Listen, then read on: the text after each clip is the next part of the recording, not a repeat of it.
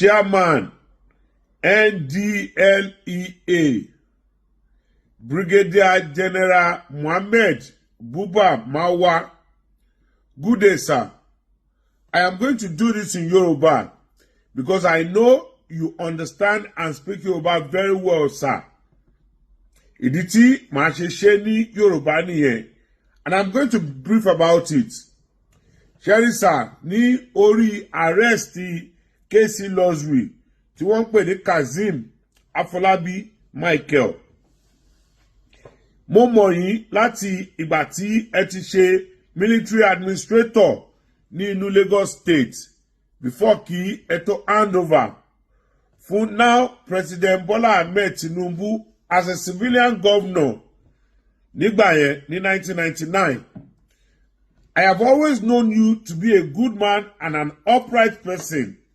Ìdí tí màá ṣe trust yín pẹ̀lú case arrest Afolabi Michael yìí, ìyẹn Kazeem. Sherisa, it is not just about the street value of nǹkan tá à ń sọ̀rọ̀ yìí o. It is the quantity of cocaine tá à ń sọ̀rọ̀ yìí. Ṣẹ́rí, èmi àti Kazeem a jọ gbé ní àdúgbò ni o ní Lagos Island. Èmi gbé ní Oshodi Street, àwọn gbé ní Cow Lane. And Ọlọ́run ló yọ gbogbo wa, including èmi tí mo bá yín sọ̀rọ̀ yìí. Drug nírú èmi náà ni ò bá máa tà because gbogbo àwọn ẹ̀gbọ́n wa nínú Lagos Island iṣẹ́ tí gbogbo wọn ṣe nìyẹn. Àwọn màmá mi oyún tó gbé lọ tó lọ bí ọmọ sínú òyìnbó, drug lọ fi oyún yẹn gbé. Àwọn ọ̀rẹ́ mi púpọ̀ nínú wọn iṣẹ́ tó ń ṣe nìyẹn. In fact, mo ní ọ̀rẹ́ tó yẹ pé kíní ló pa, ó máa ń bá wọn dì ní.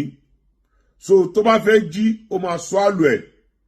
Èyí tó jí tó swallow tí ò rí yà ló dissolve sínú inú tó fi kú. So mi ò ní respect fún anybody tó bá ń ṣe drug because ìyá mi máa ń sọ fún mi ni pé má bá wọn ṣe drug. Ó máa ń kìlọ̀ fún mi títí tí fi dé abroad. Though gbogbo àwọn tó surround wa nígbà yẹn drug ló ń tà o. Àwọn ẹ̀gbọ́n wa ládùúgbò, àwọn màmá wa, àwọn àǹtí wa, àwọn bàbá wa ládùúgbò ní Lagos Island, drug ní púpọ̀ nù wọn ló ń tà. So Ọlọ́run ló yọ irú èmi yìí because the only thing tá mọ̀ mọ́ wọn òun ni iṣẹ́ drug yìí, ọjà la máa ń pè. So mi ò ní fẹ́ kí ẹ kọ̀ wo the street value because everybody ń sọ̀rọ̀ street value. Kò sí ẹni tó ń sọ̀rọ̀ quantity yẹn which is 184.50 kilograms of cocaine. Ó pọ̀ o, that is huge. Ìdí tí mo ṣe wá ń ṣe fídíò yìí sà, ó ní pé mo trust yín, mo dẹ̀ believe yín pé ẹ handle case yìí débi tí ó yẹ kí ó dé. Ṣẹ́rí sà, mo ní ọmọ 20 years old ọkùnrin. Each time tí n bá rí ẹ̀rù máa ń bà mí pé kí ó má get involved because that is about the age tírú àwa yìí wà tí a ti wà exposed sí drug. Mi ò bá wọn mú o, mi ò dẹ̀ bá wọn ta o, but a máa ń rí because trade tí wọ́n ń ṣe ní Lagos Island nìyẹn. Mo dẹ̀ mọ àwọn èèyàn tí wọ́n mú náà. In fact, mo ní cousin tó yẹ pé drug yìí ló bà ayé ẹ̀gbọ́n yẹn jẹ́. Ẹ̀gbọ́n yẹn ò jẹ́ èèyàn mọ́ títí láéláé. So mo ní zero tolerance fún ẹni tó bá ń deal pẹ̀lú drug. Like I said, Ọlọ́run ló yọ irú àwa yìí. Iṣẹ́ táwa náà bá máa ṣe nìyẹn.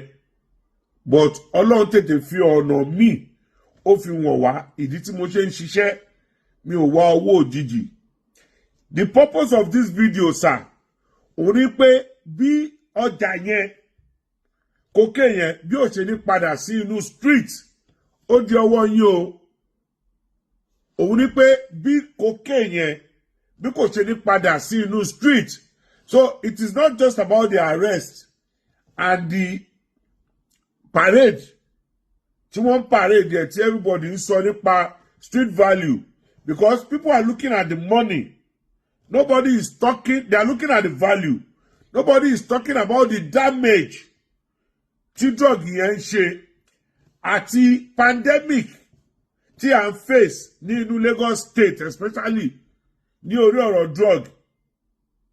Torí púpọ̀ ọ̀nà àwọn èèyàn tẹ́ni tó náwó yàfùyàfù ló ń ṣe iṣẹ́ yìí.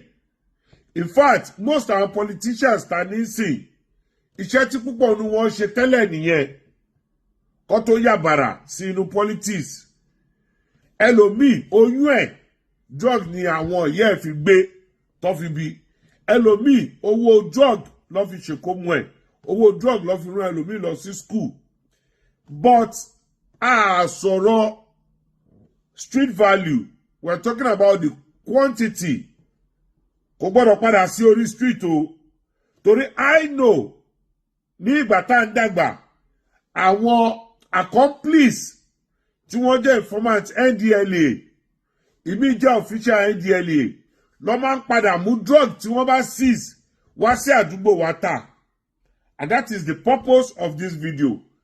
Torí ìgbà táwa ń dàgbà in the 80s and 90s tí wọ́n bá seize drugs, a máa ń jókòó sí the television NTA ní ọjọ́ tí wọ́n bá fẹ́ destroy àwọn drugs yẹn. But a kì í rírú ẹ̀ mọ́ o, a kàn máa gbọ́ pé wọ́n seize igbá, wọ́n seize àwo, a mọ̀ bẹ́ẹ̀ ṣe ń ṣe o. A mọ̀ bí NDLEA ṣe ń ṣe àwọn drugs tí wọ́n seize. So ẹ má jẹ́ kó padà sí orí street torí èmi mọ damage tí drug ń ṣe fún èèyàn. Mo ní àwọn tá à ń tọ́jú ní rehab ní United Kingdom.